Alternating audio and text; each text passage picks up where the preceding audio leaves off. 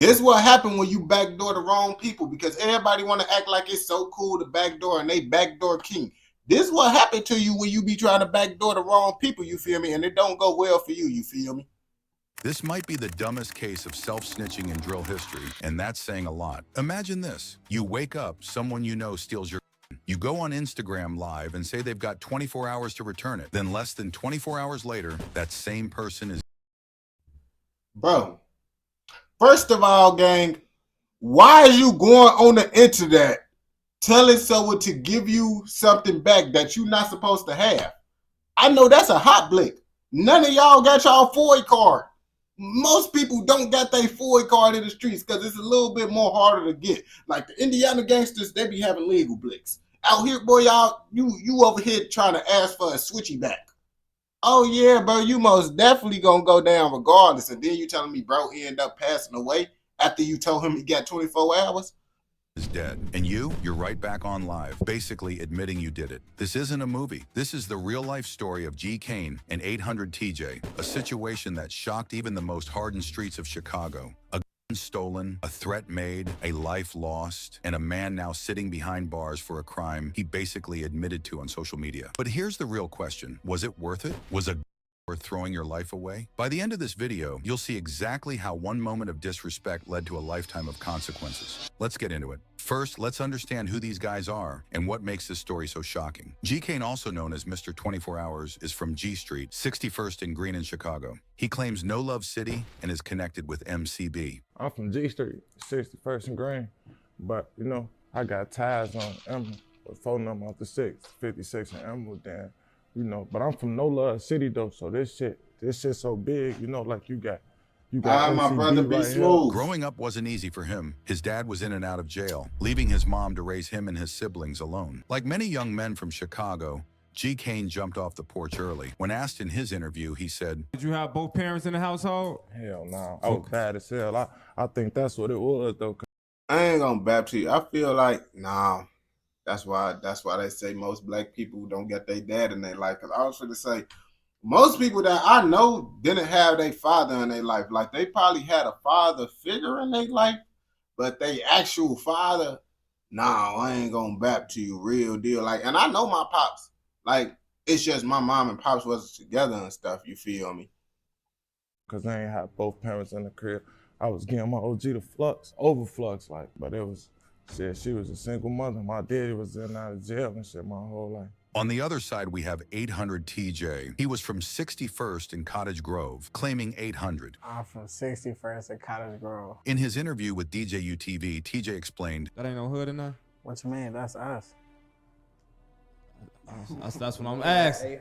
That's 800. What you mean? That's 800? Yeah. TJ had his own troubled past. When asked about when he jumped off the porch, he said, So around what age for yourself, TJ, did you jump off the porch? At 13, I started catching cases and shit. but here's what makes this story crazy. These two weren't even ops. According to multiple sources and street rumors, G. Kane actually looked at 800 TJ like a brother. They moved in the same circles. They knew the same people. In fact, there was a video of 800 TJ actually listening to G. Kane's music months before the murder. The headline read, 800 TJ bump into his killer G. Kane song months before the murder. This wasn't... I ain't gonna bap to you. It's so common nowadays. Real deal. People be into it more with their old homies than they actual ops. Nowadays, people got more beef with they homies than they ops. Well, they old homies. You feel me? gang against gang. This wasn't block against block. But on July 10th, 2024, everything changed. 800 TJ went on Instagram Live with a gun, but not just any gun. It was G. Kane's gun. So here's where things start to go left. 800 TJ would end up backdooring G. Kane for his gun after asking to let him hold it. And not only does he take it, letting someone hold your blick is crazy. I ain't gonna back to you. Anyone who say, yeah, let me see your blick, you trying to backdoor me? You trying to slime me out? Why is you trying to hold my blick, bro? Get your own blick. I ain't gonna back to you, bro. Real deal. I remember when someone asked to see my blick. I'm like, gang, why would I give you my blick? And then now I'm defenseless. You got the power in the room now. And I'm not trying to have no one have the power in the room. And if you got power, I need power too. I ain't gonna back to you. he goes on Instagram Live to show it off. He's flashing it, showing everybody that he got G. Kane's pipe. And not only did he have it, he was bragging about taking it. In his last live, 800 TJ says, Oh my son, I ain't steal shit. I ain't take shit from you, nigga. I was just on live on the same page, nigga. I was on live when I took your gun, nigga. On my son. Everybody know this. Whoever was just on my last live, nigga. I just took your shit on live, nigga. You a bitch. I ain't steal shit, nigga. I took it, nigga. What is you talking about? Dang, he took it. I ain't gonna back to you, bro, but real deal, it ain't nothing you could do. If someone asks for your blick, if someone be like, oh yeah, bro, let me see your blick, and you hand it to him like a goofy game, guess what, bro? Now they upping it on you, bro, and now he taking your blick technically, but technically he ain't take your blick, he stole it, because it's like, the only reason you handed it to him because you thought he was cool, I'm assuming. Now, I know you ain't gonna hand no one the blick, knowing that you ain't cool with him, right? Unless he John Wick, you took it out your hand and all that, but I don't think all that happened for real, you feel me? Yo, I tried to run back up and get your shit off and I popped the fuck out of you on verse up. this is where 650 Lil Mike comes into the story. He was friends with 800 TJ and was actually there when the gun was taken. According to Lil Mike, man, look, yeah, I ain't gonna lie, we set that online, man. Look, hey, look, Kane know what's up with me, man. We ain't steal shit. We took that shit, folks took that shit to his face, and I pulled off. He watched me pull off. He hopped in the car with me, and we pulled off. Kane out of line. So he instantly like jumped on live where y'all put off, cause it seemed like he was on live while he was taking that.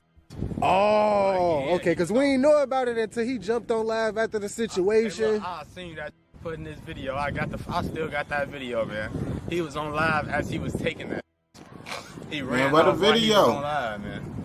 Kane started chasing him. He told his ass. He pointed that out and told his ass, "Get back."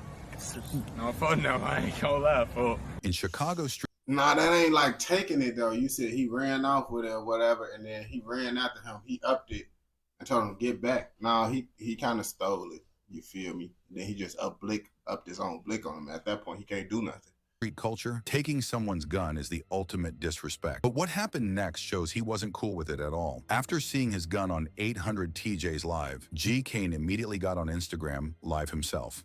His face was serious. He was pacing.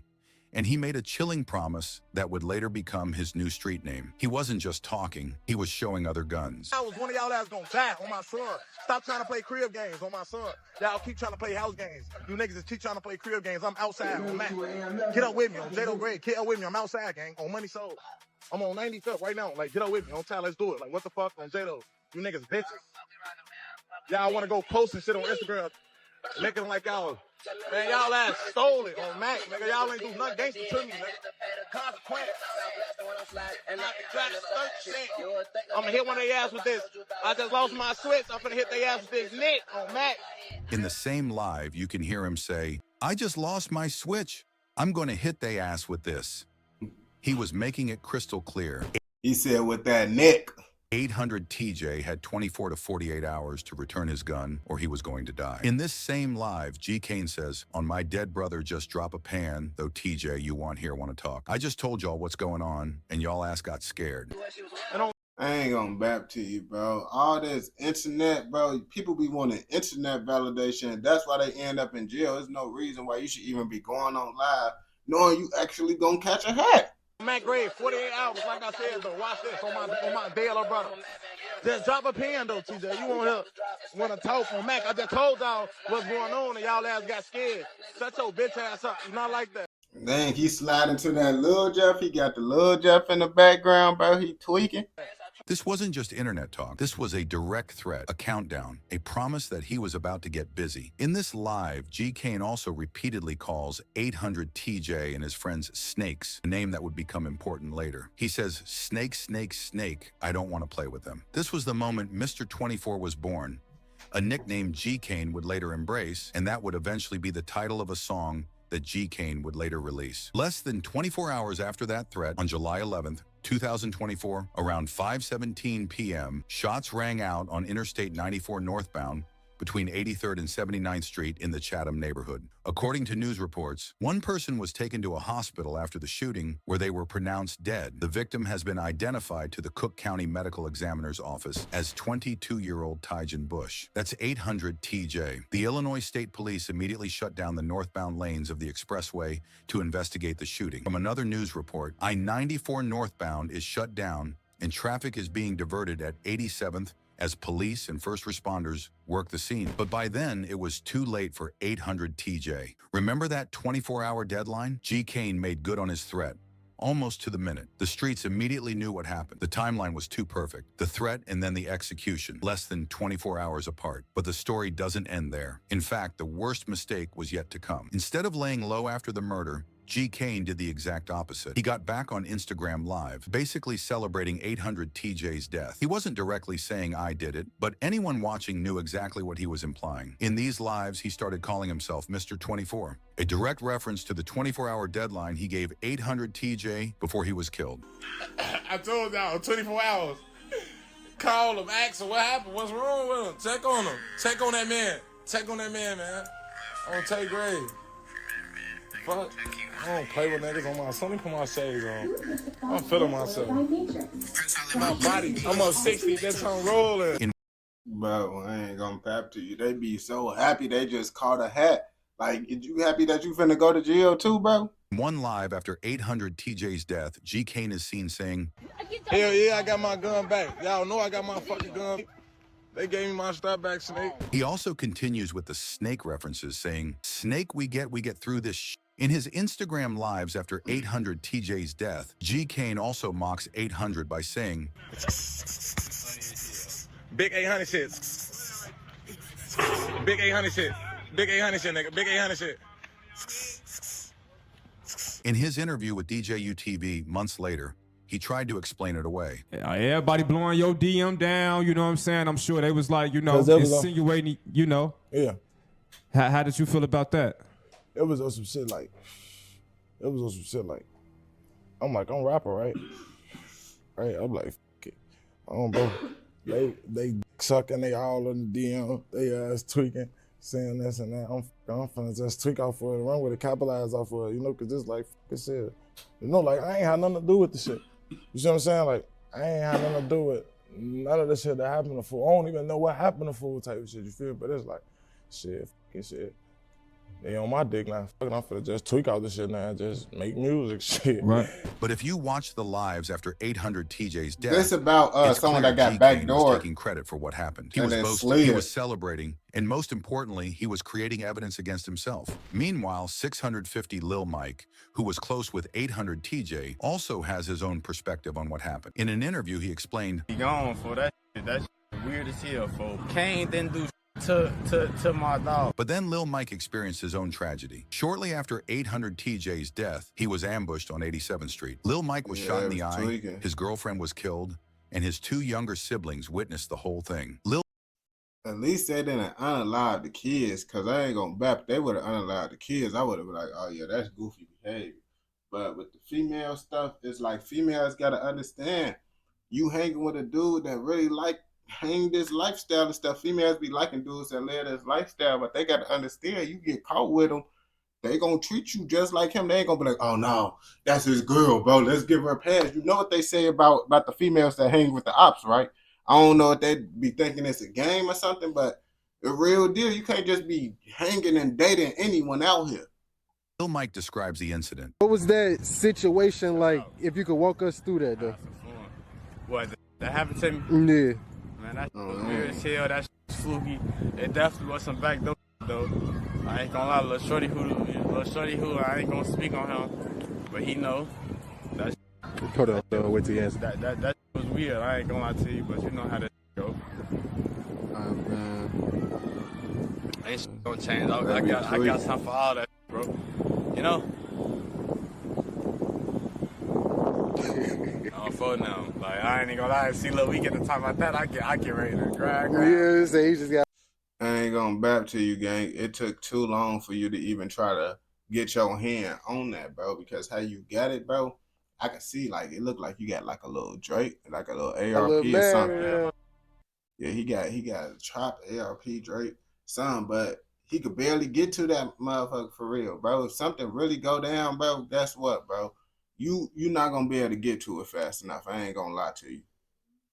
I ain't gonna lie, boy. Ah, do something, man. Now, in the midst of the situation and all that, like, I think you lost a girlfriend or like a baby mama or something like that. Yeah. That was my shawty, man. She cool as hell, man. Long leg J, folks. I ain't gonna lie, I've been knowing her since I was a kid. I ain't gonna lie, that I'll shit probably do as something hell, like that. man. Long leg J, though, I ain't gonna lie. Yeah, my shawty innocent, folks.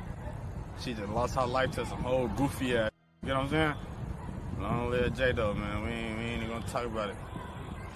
So when it comes to like seeing all of that online, I think I seen like some people saying, I don't want to get too much into the rumors and all that. But like even like you said, it was like some backdoor stuff. People were saying like it was somebody that was in a car with y'all or something like that, and with the kids. He was definitely in the car with me, and I had my little brother and my little sister with me. When asked about the rumor that he'd set up 800 TJ, Lil Mike firmly denied it. By the time about backdoor, I'm gonna keep it 100 with you. This is just on some real shit. If I'm a backdoor, I'm gonna do that myself. I'm not no bitch ass. I don't gotta call no other to come shoot at me while I'm like shoot at him and potentially risk your life too, basically. Gotta hell, that don't even make sense, bro. That's why like I don't even. I ain't gonna lie, that would be goofy stuff for you. Like, bro, why would I ever backdoor someone and I gotta be around the person while we backdooring them so I could potentially get blicked down with them? Waste my time talking about this. The streets were talking, revenge was happening, and the cycle of violence continued. For months, G. Kane thought he'd gotten away with it. He was making music, doing interviews like the one with DJ UTV, and living his life. When asked about the situation in his DJ UTV interview, G. Kane tried to play it cool, but was acting nervous. The gun that he took belonged to this man that's sitting in front of us right now, G. Kane.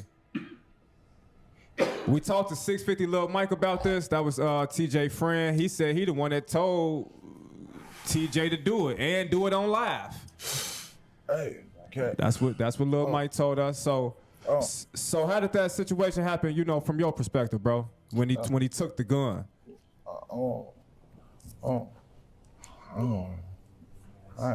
Why did bro just put on his mask and then put his hoodie on? Like, what was your purpose of doing that, brother? Is you trying to like put on more of a intimidating look? Like, what was your purpose? Like, you just had your mask open, bro, and now you just covering your face unless you finna go to sleep or something. You finna go to sleep, gang. But it's like, bro, you got the blunt inside your hand still. So it's like, why you lifting your mask up, gang? I ain't even gonna lie. It was dang. R.I.P. folks. I know long live folks type of shit. I don't know. He ain't take it. He ran off with a strap. That was type of shit. Like that was light. Like niggas do that though. Right. Niggas be stealing and shit. Like niggas, this Chicago. And then he lift the mask back down. Bro, take the mask back down. What was your purpose, brother? Real deal, chat. Y'all just peeked Brody. He just lift the mask up, put his hoodie on, looked all like. Soon as he lit the blunt back up, took the mask back down. I'm like, bro, you had the bleezy in your hand. Why you even put up the mask, bro? What was you doing? You know, niggas. He continues. That probably was just my time on me, said, you know, like for my little brother doing his dirt, taking niggas shit, because my little brother took a lot of niggas for a lot of shit, like in real life. So it's like. He even dropped a song and music video right after everything went down. But the streets talk. So 9 months ago, 800 TJ was killed and his affiliate, 650 Lil Mike, was shot. After that, it was a guy by the name of Mr. Kane, Mr. G Kane, 24 Kobe, whatever he calling himself. He was bragging about it. He said, I told you. But now, today, I wake up and it comes out that G Kane, Mr. 24, has been arrested for the murder of 800 TJ. And now everybody is up under the post arguing, saying free him. When G Kane was at his first court hearing in Texas and was getting ready to get shipped back to Chicago, pay close attention to the reaction of the guy standing next to him in court. Mr. Perkins, you're wanted out of the state of Illinois for first-degree murder. Are you waiving formal extradition? To go home? I mean, to go back to Chicago, right? Yeah. Okay.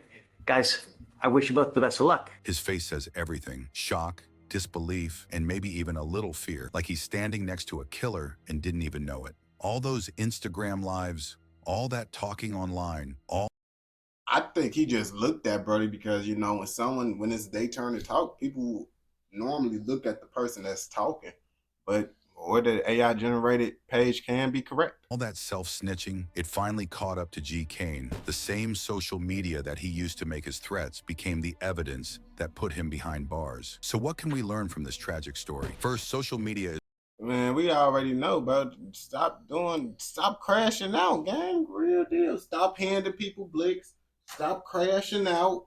Stop posting things on the internet if you actually doing things, bro. Yo, what's the word, my brother? Like that's really the main thing. But at the end of the day, everybody still know this, and guess what? These rappers still gonna be on the same type of timing, the same type of behavior. So it's like we don't condone nothing inside this educational informational documentary. If you watch this all the way through, I know you're messing with another educational informational documentary. And don't forget to like, comment, subscribe, turn on post notifications so you never miss out on any educational informational documentaries like this. And don't forget to follow the Twitch. Also, Everest link will be inside the description.